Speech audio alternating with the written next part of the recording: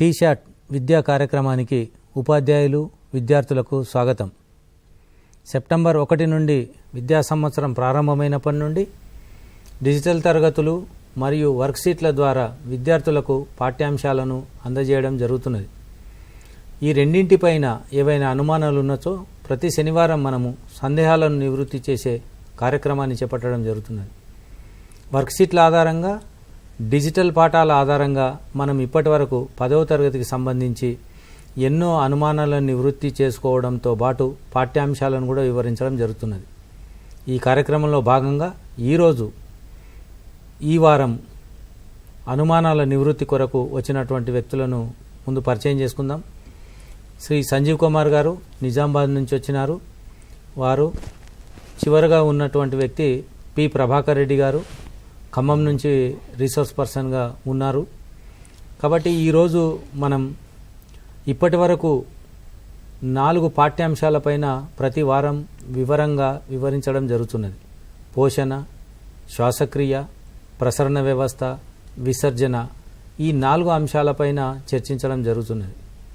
ఈ కార్యక్రమం నిర్వహించే సమయంలోనే మీరు ఫోను ద్వారా మీ సందేహాలను అడిగి నివృత్తి చేసుకోవచ్చు. ఈ మధ్యకాలంలో మనము 5వ పాఠానికి సంబంధించినటువంటి నియంత్రణ సమన్వయానికి సంబంధించినటువంటి అంశాలను చర్చిద్దాం. నియంత్రణ సమన్వయం అనేది అత్యంత ముఖ్యమైనటువంటి అంశం. జీవక్రియల లోపల వీటికి అత్యంత ప్రాధాన్యత ఉన్నది. మనం చేసే అన్ని పనులన్నీ ఈ వ్యవస్థకు సంబంధించినటువంటి అంశాలే. కాబట్టి ఈ వ్యవస్థలో ఉన్నటువంటి నాడీ వ్యవస్థ కానీ, అంతఃస్రావ వ్యవస్థ కానీ, మొక్కలలో ఈ రకమైనటువంటి వ్యవస్థ ఏ విధంగా ఉందో ఈ అంశాల గురించి మనం ఈరోజు చర్చించుకుందాం. సో మానవ దేహం లోపల నియంత్రణ మరియు సమన్వయం చేయడానికి ఉన్నటువంటి ప్రముఖ అవయవము మనకు మెదడు. కాబట్టి మెదడులోని భాగాలు, ఒక్కొక్క భాగం నిర్వర్తించేటటువంటి విధులు, తర్వాత వెన్నుపాము, ప్రతీకార చర్యాచాపాలు, స్వయంచోదిత నాడీ వ్యవస్థ, పరిధీయ నాడీ వ్యవస్థ, ఈ అన్ని అంశాలతో పాటు అంతఃస్రావ వ్యవస్థ, వీటన్నిటి గురించి తెలుసుకుందాం. ముందుగా సంజీవ్ కుమార్ గారు మెదడుకు సంబంధించిన భాగాలు, విధులు, అసలు ఈ నాడీ వ్యవస్థకు సంబంధించినటువంటి నాడులు, నాడీకణ నిర్మాణము, దానిలో ఉన్నటువంటి రకరకాల నాడుల గురించి ముందు వివరిస్తే తర్వాత మనం మెదడు అంశాల దాకా వెళ్ళొచ్చు. సంజీవ్ గారు, నాడీకణం గురించి, నాడీ కణాల్లో ఉన్న రకాల గురించి వివరించండి. ఓకే, మన శరీరంలో ఇప్పటి వరకు సార్ చెప్పినట్టుగా మనకు అనేక జీవక్రియలు జరుగుతున్నాయని అనుకున్నాం. ఏది విసర్జన క్రియ, శ్వాసక్రియ, జీర్ణక్రియ. అయితే మనం అందరం కూడా ఇక్కడ దృష్టిలో పెట్టుకోవాల్సిన అంశం ఏంటంటే ఏ జీవక్రియ కూడా స్వతంత్రంగా జరగదు. అన్ని జీవక్రియలు ఒకదాంతో ఒకటి కలిసి సమన్వయంతో సమిష్టిగా కలిసి పనిచేయాల్సిన అవసరం ఉంది. మరి ఈ జీవక్రియలు ఒకదాంతో ఒకటి కలిసి సమిష్టిగా పనిచేయడానికి మన మానవుని శరీరంలో కానీ ఒక ప్రత్యేకమైనటువంటి వ్యవస్థ ఉంది. దాన్నే మనం నాడీ వ్యవస్థ అని అంటున్నాం. ఈ నాడీ వ్యవస్థ ఏం చేస్తుందంటే జీవక్రియలన్నింటినీ కూడా నియంత్రిస్తూ ఒక జీవక్రియ మరొక జీవక్రియ పైన ఆధారపడుతూ సమిష్టిగా మన శరీరంలో అనేక జీవక్రియల నిర్వహణకు తోడ్పడుతున్నాయి. మరి ఈ నాడీ వ్యవస్థలో మనం చూసినట్టయితే ముఖ్యమైనటువంటి భాగాలు ఏంటి? నాడీ వ్యవస్థలో మనం చూసినట్టయితే నాడీ వ్యవస్థలో ముఖ్యమైన మొట్టమొదటి భాగం ఏంటంటే మెదడు తర్వాత నాడులు వస్తాయి. నాడుల తర్వాత జ్ఞానేంద్రియాలు వస్తాయి. ఈ మెదడు దాంతో పాటుగా వెన్నుపాము, నాడులు, జ్ఞానేంద్రియాలు ఇవన్నీ కూడా కలిస్తే నాడీ వ్యవస్థ ఏర్పడుతుంది. కాబట్టి మనం చేసే ప్రతి ప్రక్రియ ఈ జ్ఞానేంద్రియాలు పనిచేయాలంటే కంపల్సరీగా నాడులు అనేటువంటి అవసరం. మెదడుతో ఈ జ్ఞానేంద్రియాలు సమన్వయపరచబడి నాడీ వ్యవస్థతో కలిసి మనం అన్ని పనులు చేయగలుగుతున్నాం. ఓకే, ఒక కాల్ వస్తుంది, తీసుకుందాం. హలో. మీ పేరు చెప్పండి, ఎక్కడి నుంచి మాట్లాడుతున్నారు, ప్రశ్న అడగండి. నా పేరు శ్రీచందన, నేను నల్గొండ నుంచి మాట్లాడుతున్నా. 9th క్లాస్ లో సెకండ్ లెసన్ ప్లాంట్ టిష్యూస్, వృక్ష కణజాలాల గురించి చెప్పాలి.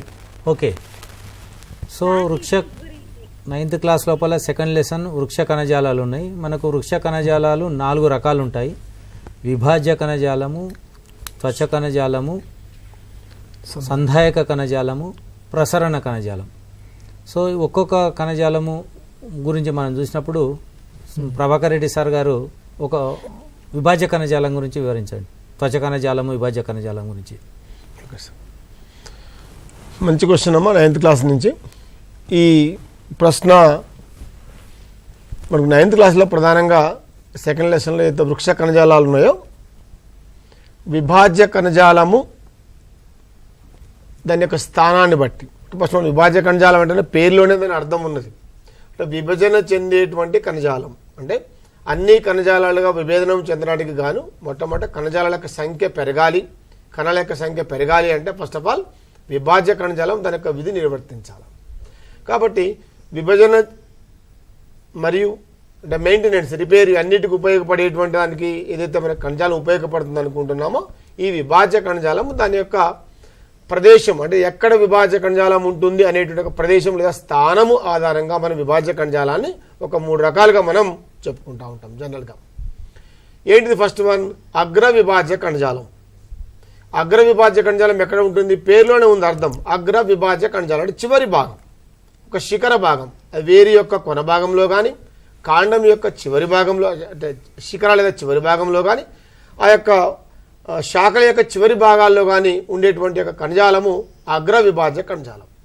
ఇది చివరగా ఉంటుంది కాబట్టి విభజనలు చెందుతూ ఉంటుంది. దాని యొక్క ఫలితంగా ఏమవుతుంది? మొక్క పొడవులో పెరుగుతూ ఉంటుంది. అంటే మొక్క యొక్క భాగాలు పొడవులో పెరగడానికి ఉపయోగపడేటువంటి యొక్క విభాజ్య కణజాలము అగ్ర విభాజ్య కణజాలం. ఓకే. రెండవది పార్శ్వ విభాజ్య కణజాలం. పేరులోనే సగం అర్థం ఉంది. పార్శ్వ అంటే ఏంది? పక్కకు అని అర్థం. సో పార్శ్వ విభాజ్య కణజాలం ఎక్కడ ఉంటుంది? సాధారణంగా మొక్క ఈ రకంగా నిల్లుగా మనం చూస్తున్నప్పుడు దాని యొక్క పార్శ్వ భాగాల లోపల అంటే దారువు పోషక కణజాలం మధ్య ఉండేటువంటి కేంబియం ఆ భాగాల్లో ఉండేటువంటి ఇది ఈ పార్శ్వ విభాజ్య కణజాలం యొక్క విభజనల వల్ల మొక్క పొడవుతో పాటు లావుగా పెరగగలుగుతుంది. అంటే మనం మొక్క కొంత పెరుగుదల చూపిన తర్వాత మందములో కూడా మనకు సైజు పెరుగుతుంది కదా, ఆ మందములో పెరగడానికి కారణం అనేటువంటిది అంటే చుట్టుకొలతం ఆ లావులో పెరగడానికి కారణము పార్శ్వ విభాజ్య కణజాలం. మరొకటి ఈ అగ్ర విభాజ్య కణజాలము పార్శ్వ విభాజ్య కణజాలం కాకుండా శాఖలు ఈ ఏర్పడడానికి ఉపయోగపడే విభాజ్య కణజాలం కూడా ఉంటుంది. ఈ రకంగా స్థానాన్ని బట్టి విభాజ్య కణజాలాన్ని మనం స్థానము దానికి విధి ఆధారంగా మనం విభాజ్య కణజాలాన్ని మనం వర్గీకరించుకోవచ్చు. నెక్స్ట్ మనం త్వచ కణజాలం కనుక తీసుకున్నట్లయితే త్వచ కణజాలం లోపల ఆ పేరులోనే అర్థం కూడా ఉంది. త్వచం అంటే మనకు మొక్క యొక్క శరీర భాగాలను మొత్తం కూడా కప్పి ఉంచేటువంటి కణజాలం ఏదైతే ఉందో త్వచ కణజాలం. ఈ త్వచ కణజాలములోనే ఫర్ ఎగ్జాంపుల్ మనకు వృక్షాల్లోనే అయితే మన పత్రాల్లోనే అయితేనట్లయితే పత్రము సమద్విపార్శ్వ సౌష్టంతో ఉంటుంది కాబట్టి పైవైపు కింద వైపు ఉండేటువంటి ఈ మొత్తాన్ని కలిపి మనం బాహ్య చర్మం అంటున్నాం. అదే మనకు మొక్క కాండము అయినట్లయితే కాండం మొత్తము కప్పి ఉంచేటి మొత్తం కూడా అది బాహ్య చర్మం. మరి మొత్తము కూడా ఈ కణజాలము చేత కప్పి ఉంటే వాయు ప్రసరణకు వాయు వినిమయానికి కొంత అవరోధం ఏర్పడుతుంది. కాబట్టి పత్రాల్లోనైతే అంటే ఆయా పత్రాలు ఆయా ప్రదేశాల్లో ఉండేటువంటి మొక్కలు ఆ పత్రాలను బట్టి పత్రాల్లో పత్రంధ్రాలు ఉంటాయి. అదే రకంగా కాండము పైన లెంటిసెల్స్ ఉంటాయి. ప్రత్యేకమైన ప్రదేశాల్లో పెరిగేటువంటి మొక్కల్లో వేర్ల పైన కూడా కొన్ని ప్రత్యేకమైన నిర్మాణాలు ఉంటాయి. ఫర్ ఎగ్జాంపుల్ మ్యాంగ్రూవ్ మొక్కల్లో మీరు చూసుంటారు 8th క్లాస్ నిమాటోఫోర్స్. ఇట్లా ఆ వాయు వినిమయం కోసం కూడా కొన్ని ప్రత్యేకమైనటువంటి నిర్మాణాలు ఉంటాయి. ఇది మొత్తం కూడా త్వచ కణజాలము సంబంధించి ఇవి 2 కణజాలాలు. ఓకే, ఇంకొక ఫోన్ కాల్ వస్తుంది, ఫోన్ కాల్ తీసుకుందాం. హలో హలో, చెప్పండి, మీ పేరు చెప్పండి. Good afternoon sir. ప్రశ్న అడగమ్మా, పేరు చెప్పి. I am Sneha from ZPHS Nagaram, Hasanparthy mandal, Warangal urban district. ప్రశ్న అడగమ్మా. Sir explain about plant issues. ఇప్పుడు సారు అదే వివరిస్తున్నాడమ్మా, ప్లాంట్ టిష్యూస్ గురించే చెప్తున్నాడు. ఆల్రెడీ మెరిస్టమెటిక్ టిష్యూ గురించి చెప్పినాడు సారు, డెర్మల్ టిష్యూ గురించి కూడా చెప్పినాడు. ఇంకా మిగిలినటువంటి 2 టిష్యూస్ గురించి మన సంజీవ్ కుమార్ సార్ గారు వివరిస్తారు. So already you are asking about the plant tissues.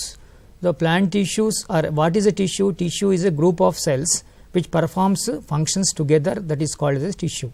So in the tissue you are finding meristematic tissue, dermal tissue, then you will find the ground tissue. In this ground tissue and vascular tissue, these are the 4 types of tissues. Already we have discussed about the meristematic tissue and dermal tissue. Now we'll discuss about the ground tissue as well as the vascular tissue. Now you know that the ground tissue is the major tissue which occupies the major part of the body. Generally this ground tissue is the entire plant body is made up of with this ground tissue only. If you take the entire plant body, the majority of the portions of the plant body is occupied by the ground tissue. This ground tissue is generally made up of with the parenchymatous tissue. The parenchymatous tissue is a living tissue. Generally it will consisting of again 3 types of tissue, that is called as cholenchymatous tissue, sclerenchymatous tissue and chlorenchymatous tissue. So in this way generally they perform different functions and give mechanical support to the plants, and they will be helpful for the storage of the food materials. And sometimes in this parenchymatous tissue there are again different types like aerenchyma, depend if they stores the if the air cavities are present, we call it as an aerenchyma. Generally we will find in the floating plants. The floating plants will float on the surface of the water due to the presence of this aerenchyma only, that we call as generally they are filled with the air cavities. So in the same way you will find the chlorenchyma. Chlorenchyma is nothing but it is the actually the parenchymatous tissue which is having the chloroplast is called as chlorenchyma. It is also called as palisade tissue. You will find in the TS of the leaf. So cholenchymatous tissue, apart from this you will find cholenchymatous tissue and sclerenchymatous tissue. So these are actually they will give the mechanical support to the plants. In this way the ground tissue is the major tissue, we will find that. Another tissue is called as the vascular tissue. You know that this vascular tissue is called as conducting tissue. It consisting of 2 parts, xylem and phloem. You know that xylem conducts the water. Generally the water will be transported from roots to the top of the plant through the xylem, and the phloem is the another tissue which is a vascular tissue, which will be helpful for the transportation of the food materials. Whatever the food material that are prepared in the leaf, that will be transported through the phloem to the different parts of the body. Again in this xylem and phloem we find the different types of cells, that is called tracheids, companion cells. All these are present in the vascular tissue. So this is about the general broad aspect about the vascular tissue. Hello, good afternoon sir. నా పేరు యుగంధర్. అడగండి ప్రశ్న. నేను గచ్చిబౌలి నుంచి మాట్లాడుతున్నాను sir. కపాల నాడులు అంటే ఏంటి సార్? సో కపాల నాడులు, కశేరు నాడులు అని 2 రకాల నాడులు అనేటివి మనకు కనబడుతుంటాయి, మన నాడీ వ్యవస్థ లోపల ఉంటాయి. కపాల నాడులు అంటే మెదడు నుంచి వచ్చేటటువంటి నాడులను మనం కపాల నాడులు అని అంటాం. వెన్నుపాము నుంచి వచ్చే వాటిని మనం కశేరు నాడులు అని చెప్పి అంటాం. ఈ 2 కూడా మనకు పరిధీయ నాడీ వ్యవస్థను ఏర్పాటు చేస్తాయి. ఈ 2 నాడులు 43 జతల నాడులు కలిపి పరిధీయ నాడీ వ్యవస్థను ఏర్పాటు చేస్తాయి. ఇవి కొన్ని నియంత్రిత చర్యలను చేస్తాయి, కొన్ని ఏమో అనియంత్రిత చర్యలను చేస్తాయి. కాబట్టి వీటిని స్వతంత్ర నాడీ వ్యవస్థ అని కూడా అని చెప్పి అంటాం. మనం ఒక చీకటి గదిలోకి వెళ్తాం, వెళ్ళినప్పుడు మనకు వెంబడే అక్కడ ఏమీ కనబడవు. కొద్దిసేపు అయిన తర్వాత అక్కడ ఉన్నటువంటి వస్తువులు అనేవి కనబడతాయి. అంటే అప్పటికి కంటిపాప వ్యాసం అనేది పెరుగుతుంది. ఇట్లా ఎక్కడైతేనంటే వాటికి సంబంధించినటువంటి అంశాలు వస్తాయో అవన్నిటిని కూడా చేస్తాయి. ఈ పరిధీయ నాడీ వ్యవస్థ లోపల మళ్ళీ ఇటువంటి పనులు చేసే వాటిని మనం సహానుభూత నాడీ వ్యవస్థ, సహానుభూత పరనాడీ వ్యవస్థ అని అంటాం. సహానుభూత నాడీ వ్యవస్థ ఏం చేస్తా అంటే కంటిపాప వైశాల్యాన్ని పెంచుతుంది. మళ్ళీ మనం వెలుతురులోకి వచ్చిన తర్వాత కంటిపాప వ్యాసం అనేది యథాస్థితికి వస్తుంది. దాన్ని సహానుభూత పరనాడీ వ్యవస్థ చేస్తుంది. సో ఇవన్నీ కూడా ఈ కపాల నాడులు, కశేరు నాడులు కలిసి పరిధీయ నాడీ వ్యవస్థ లోపల ఇటువంటి పనులన్నీ కూడా చేస్తాయి. ఇవన్నీ కూడా కొన్ని అనియంత్రిత చర్యలు ఉంటాయి కాబట్టి వీటిని స్వతంత్ర నాడీ వ్యవస్థ అని చెప్పి కూడా అంటాం. ప్రసరణ కణజాలం. So the vascular tissue already ప్రసరణ కణజాలం గురించి మనం డిస్కస్ చేసుకున్నాం. ఇది నియంత్రణ సమన్వయంలోకి వెళ్దాం సార్. ఓకే. అయితే నియంత్రణ సమన్వయంలోకి మనం తీసుకుంటున్నప్పుడు నేను ఇప్పుడే మీకు ఒక డిస్కషన్ వచ్చింది కపాల నాడులని. అంటే నాడుల వ్యవస్థలో, నాడీ వ్యవస్థలో ఈ నాడులు, మెదడు, తర్వాత జ్ఞానేంద్రియాలు ప్రదానం చేస్తాయి. సార్ చెప్పినటువంటి కపాల నాడులు మనలో 12 జతల కపాల నాడులు ఉంటాయి. ఇది చాలా మీరు దృష్టిలో పెట్టుకోవాలి. ఈ 12 జతల కపాల నాడులు మెదడు నుంచి బయలుదేరుతూ ఉంటాయి. ఈ బయలుదేరినటువంటి నాడులు రకరకాల నియంత్రిత, అనియంత్రిత చర్యలో పాల్గొంటూ ఉంటాయి. అదేవిధంగా మనం ఇప్పుడు చూసినట్టయితే ఈ మరి నాడులు అన్నప్పుడు నాడులు మనలో ముఖ్యంగా 3 రకాల నాడులు మనం చూస్తూ ఉంటాం. అది విధిని బట్టి. ఒకటేమో జ్ఞాననాడి అని, దాన్ని మనం సెన్సరీ నర్వ్స్ అంటాం. రెండవది చాలక నాడి అని, దాన్ని మోటార్ నర్వ్స్ అంటాం. ఈ 2 విధులను కలిపి నిర్వహించే నాడులు కూడా ఉంటాయి. వాటిని మిశ్రమ నాడులు అంటాం, మిక్స్డ్ నర్వ్స్ అంటాం. కాబట్టి ఈ నాడులు ఏం చేస్తుంటాయి అంటే ఈ జ్ఞాన ప్రచోదనాలు, జ్ఞాననాడులు అన్నీ కూడా ఏం చేస్తుంటాయంటే జ్ఞాన ప్రచోదనాలని ఉత్పత్తి చేసి అది మెదడు నుంచి వేరే వేరే భాగాలకు తీసుకొని వెళ్తూ ఉంటాయి. అదేవిధంగా చాలక నాడులు మెదడు నుంచి బయలుదేరి మిగతా చాలక భాగాలకి మోటార్ నర్వ్స్కి తీసుకొని వెళ్తుంటాయి. సో ఈ విధంగా వీటిని విధిని బట్టి ఈ నాడులు చేసేటువంటి విధిని బట్టి మనం వీటిని 3 రకాలుగా విభజిస్తున్నాం: జ్ఞాననాడి, చాలకనాడి, మిశ్రమ నాడి. మరి ఈ నాడుల కంటే ముందు మనం ఒకసారి చూసినట్టయితే అసలు నాడీ కణం అంటే ఏంటి, నాడీ కణంలో ముఖ్యమైన భాగాలు ఏంటి, నాడీ కణం యొక్క ప్రధాన పాత్ర ఏంటి, నాడీ కణం పనిచేసే విధానం ఏంటి అని ఒకసారి చూసినట్టయితే ఈ నాడీ కణము మన నాడీ వ్యవస్థ యొక్క క్రియాత్మక నిర్మాణాత్మక ప్రమాణం అంటాం. అంటే మన శరీరంలో దాదాపుగా 10 బిలియన్ల నాడీ కణాలు ఉన్నాయి. కాబట్టి మన శరీరంలో ఉన్నటువంటి నాడీ వ్యవస్థ అంతా కూడా ఈ నాడీ కణాలతో నిర్మితమై ఉంది. కాబట్టి దీన్ని నిర్మాణాత్మక ప్రమాణం అన్నాం.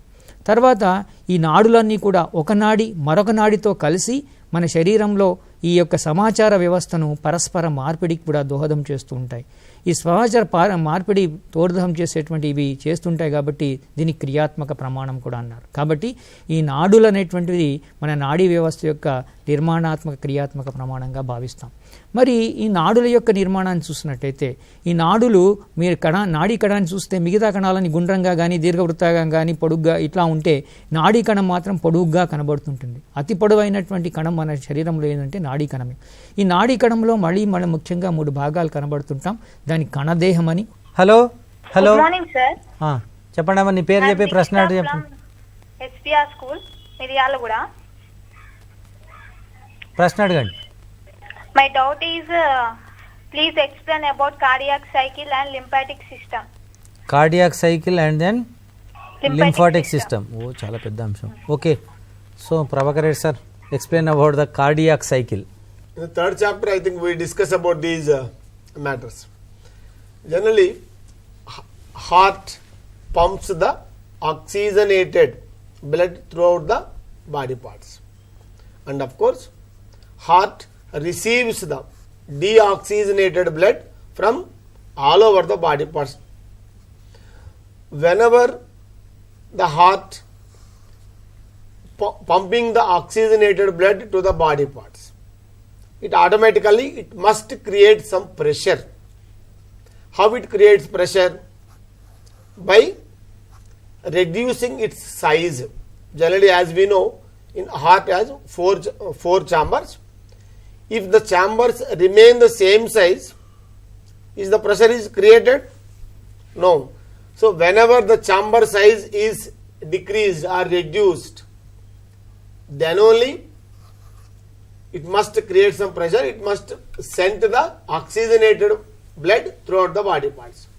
So by this reason, to sending and receiving, heart beating takes place continuously. So one contraction and one relaxation, it includes a cardiac cycle. By this contraction, what happens? When it is contracting, the chamber's size is reducing, which creates the pressure, and the blood flows through the arteries throughout the body parts. This is the oxygenated blood. Whenever it is relaxing, what happens? When it is relaxing, the chamber size is increasing, so it takes the blood from all the body parts. So one contraction, one relaxation, it includes a cardiac cycle.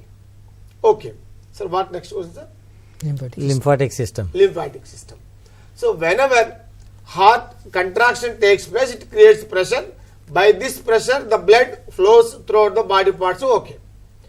Whenever it receiving the body parts, receiving from the body parts, what happens naturally? Some liquid fluid is present in the tissues and cells itself. That is called a tissue fluid. To regain the tissue fluid, some other system is helped for the venous system.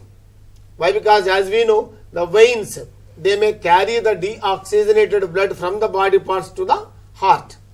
So the lymphatic system helps the venous system as a subsidiary system. As per this chapter, in higher classes, we will study about the lymphatic system in detail. It will also help in the immune system. About the cardiac cycle, it is also called as the heartbeat. So one systole and one diastole is called as the one heartbeat, one cardiac cycle. whenever the internal structure or whenever we discuss about the function of the human heart, we must concentrate on three things. One is chambers, second one is the blood vessels, third one is the valves. So here how the four chambers works, how the blood will be pumped in the vessels, how the movement of the valves will be taken place is very important in the cardiac cycle also. So the which blood collected by the veins enters into the upper chambers. With the contraction of the human heart, the blood moves into the lower chambers, ventricles.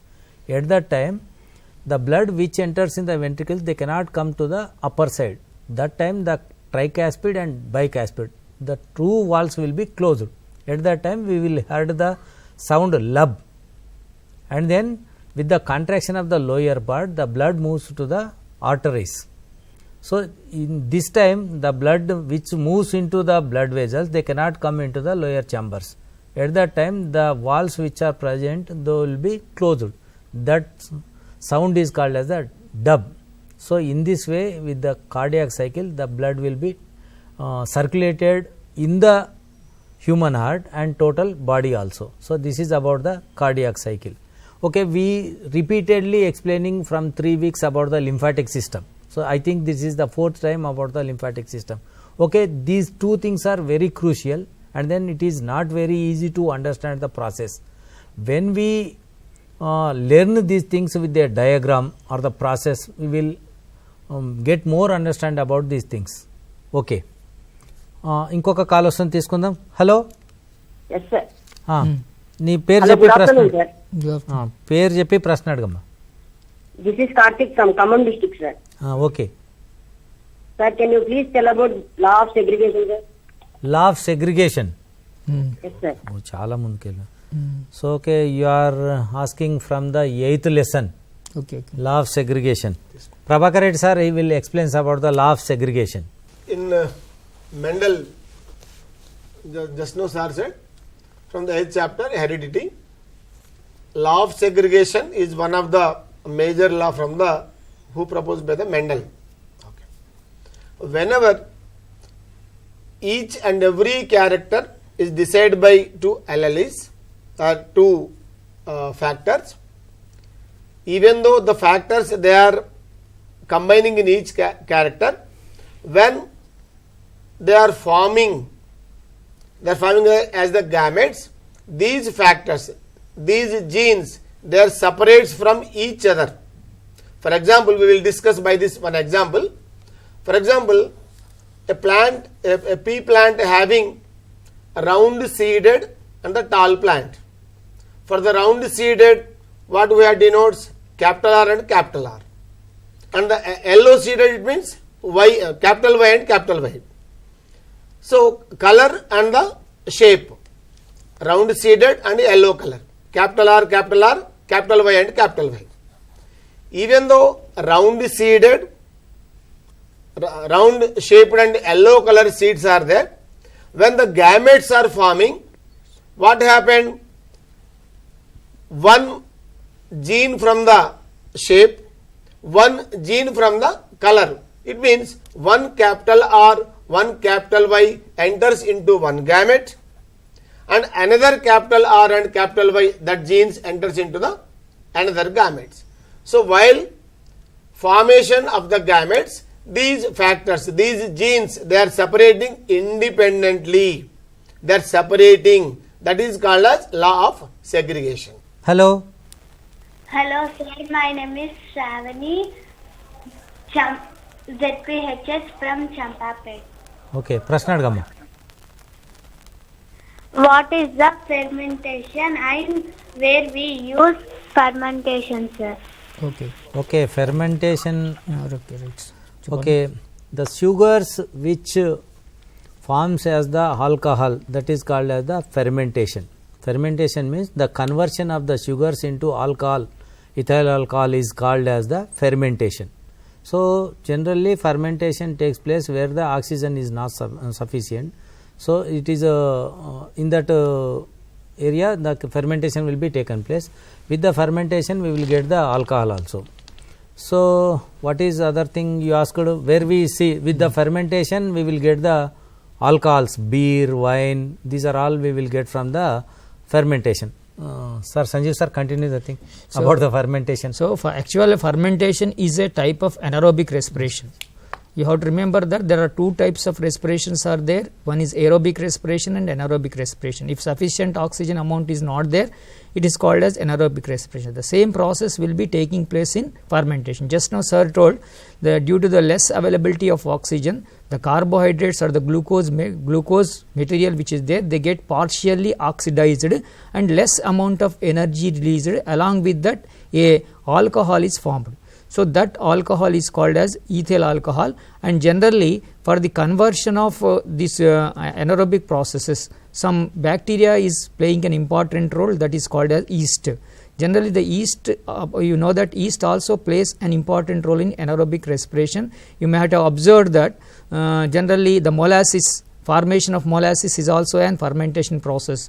You can take the example of idli, that which is formed in our daily life. It is also a fermented product, and due to the formation of this fermented product, the the entire food material will be spongy. It will be very soft in nature, and you will find small air cavities or gaps in that. You take bread is also a type of fermented product. All these things are the fermented products which we are using in daily life, and generally this fermentation, the products which are formed as a result of fermentation, they are used in our daily life, and some are of commercial use also, like the beer, whiskey. All these are the commercial products. ఇప్పుడు మనం అనుకున్నప్పుడు నాడులు మూడు రకాలుగా అనుకున్నాం: జ్ఞాననాడి, చాలక నాడి, మిశ్రమ నాడి. దీన్ని సెన్సరీ నర్వ్స్ అంటాం, మోటార్ నర్వ్స్ అంటాం, మిక్స్డ్ నర్వ్స్ అంటాం. ఈ నర్వ్స్ అన్ని కూడా రకరకాల ప్రచోదనాలను, కొన్ని ఏమో జ్ఞానేంద్రియాల నుంచి మెదడుకు తీసుకుపోతాయి, మెదడు నుంచి మరి కండరాలకు తీసుకొచ్చే వాటిని మనం చాలక నాడులు అంటాం. ఈ రెండు విధులను కలిపేటువంటి నాడులను మనం మిశ్రమ నాడులు అని అంటాం. ఇంతకుముందు మనం నాడీ కణం గురించి నిర్మాణాన్ని గురించి పరిశీలించినప్పుడు నాడీ కణం యొక్క నిర్మాణంలో ముఖ్యమైన 3 భాగాలు ఉంటాయి. అది కణదేహము, డెండ్రైట్, యాక్సాన్ అని. ఈ యాక్సాన్ని తంత్రికాక్షం అంటాం, చాలా పొడవైనటువంటి కణ నిర్మాణము. ఈ కణదేహం లోపల మనకు కేంద్రకం కనబడుతుంటుంది, దీన్ని సెల్ బాడీ అంటాం. దీంట్లో నిసిల్ కణికలు కూడా ఉంటాయి. డెండ్రైట్స్ కూడా ఈ కణద్రవ్యం నుంచి పొడుచుకొని వచ్చినటువంటి పోచల వంటి నిర్మాణాలు. ఇవి సమాచారాన్ని ఒక నాడీ కణం నుంచి ఇంకొక నాడీ కణానికి పంపడానికి దోహదపడుతూ ఉంటాయి. ఓకే, మళ్ళీ మనము వచ్చే శనివారం రోజు 10వ తరగతికి చెందినటువంటి 5వ పాఠంలోని నియంత్రణ సమన్వయంలోని మిగిలిన అంశాలు చర్చిద్దాం. ఈ వారం రోజులు ప్రసారమయ్యేటటువంటి డిజిటల్ పాఠాలు మరియు వర్క్షీట్ల ఆధారంగా పాఠ్యాంశాలను చదివి మీ అనుమానాలు ఏమైనా ఉంటే ఆ రోజు మీరు కాల్ చేసి నివృత్తి చేసుకోవచ్చు. ఓకే, సెలవు.